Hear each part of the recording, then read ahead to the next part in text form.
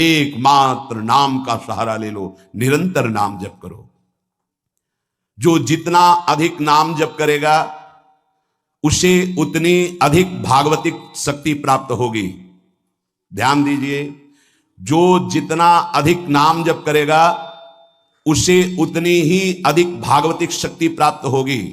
जितनी अधिक भागवतिक शक्ति प्राप्त होगी उतने अधिक निर्विकार होते जाओगे।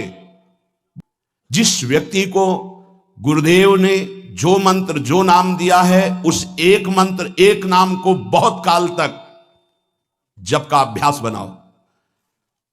यह बहुत कठिन बात है। कल भी शाम के कह रहे थे कि एकांत में किसी एक मंत्र पे रखना, इसकी चाल है, पकड़ी गई चाल। जब मंत्र में लगे तब पद की बात कर रहा है, पद चलाओ। जब पद में लगे तो नाम की बात कर रहा है, नाम चलाओ। जब नाम में लग गए तो कहता मंत्र चलाओ। इसकी बात मत सुनो। एक जगह पकड़ लिया, अब नाम चल पड़ा। अपने लोगों का जैसे अब नाम चल पड़ा तो पवित्र है अपवित्र है मंत्र में नहीं पहुंचेंगे, सीधे नाम में लगे हुए हैं। बार बार मंत्र, क्योंकि जब पद में जाओगे तो वहां भी नहीं टिकेगा। वो कोई प्रपंच सामने खड़ा कर देगा। इसको सुनो, इसको देखो, इसका चिंतन करो। माला ले लिए, चलो पार्क में टहल कर गली में टहलते, बालकनी में खड़े हो जाते हैं, पूरी एकाग्रता रहेगी। हाँ, फंसाएगा किसी चित्र में, चिंतन में फंसाएगा। बहुत साधक को सावधानी की जरूरत है। जिस उपासक को जो मंत्र जो नाम मिला है, एक नाम एक मंत्र बहुत समय तक उसे चलाने का अभ्यास कीजिए। इसका मतलब जहां में लग गए वहां में लगना चाहिए, इसकी सलाह नहीं माननी चाहिए। ये बहुत सलाहें देता है, सलाह देना इसकी स्वभाव प्रवृत्ति संकल्प विकल्प, इसी को रोकना है। उपासक पकड़ पाओ तो बहुत लाभ प्राप्त होगा। सब इस समय हमें यह नहीं देखना कि मानसिक से कितना लाभ है, उपांशु से कितना, ये सब बातें मत देखो।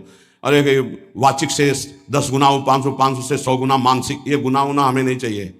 इस समय हमें भगवदाकार वृत्ति करनी है। हमें कोई लाभ हो हानि हो, गुना से मतलब नहीं। वहां जपने से इतना लाभ, वहां जपने, हमारा केवल लक्ष्य है प्रभु का स्मरण। पकड़ो बात।